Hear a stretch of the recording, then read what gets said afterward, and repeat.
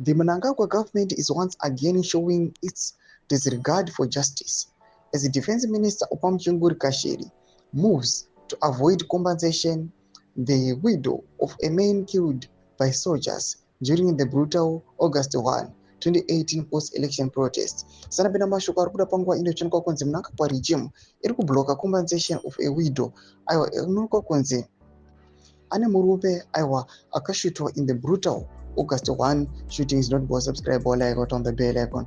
Tiendra mbiri now e in April 2025, Justice Maxwell Takuwa ordered Muchinguri to pay $122,000 to suspicious Ziyambi widow of Ishmael Kumire, a Harare vendor, shot dead by soldiers during demonstrations over delayed election results.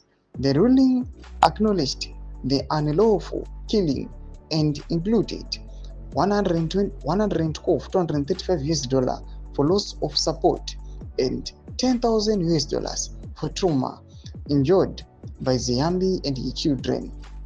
Despite the clear judgment, Muchinguri has applied to have the ruling rescinded, citing technical issues with a lawyer from the Attorney General's office and claiming they only became aware of the default judgment on 13 August 2025. She argued she should not be penalized for the sins of her legal representative.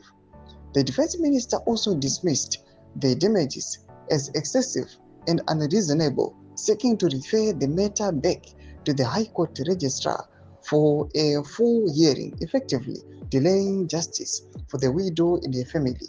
Human rights activists condemned the move as yet another example of Mnangagwa administration shielding its officials from accountability. This is a government that kills its citizens and then refuses to own up, said a source familiar with the case.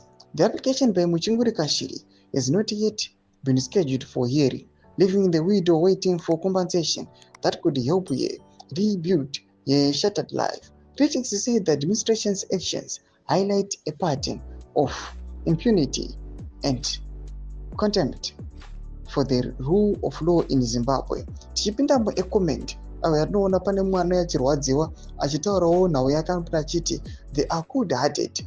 My brother's wife was also shot and killed that day while coming out of her workplace. There has been no apology from the government and no compensation from the government. Ordinary people's lives in Zimbabwe does not matter. It's very disheartening and very, very sad. Grew up in Harare, never witnessed such brutality by our own black government." Manopinda vachiti nyaya iyo hairovi, varipo vachazoimutsa. Ndo mashoko ari kuuya panguva inei, zvizvarwa zvenyika yeZimbabwe zvichirwadziwa aiwa nezviri kuitiwa aiwa nethe Mnangagwa government. Pinda comment section medu kuti mafunguro enyu motikuti pamusoro pechitiko ichi. Pinda comment section medu, musaona subscribe or like, turn on the bell icon.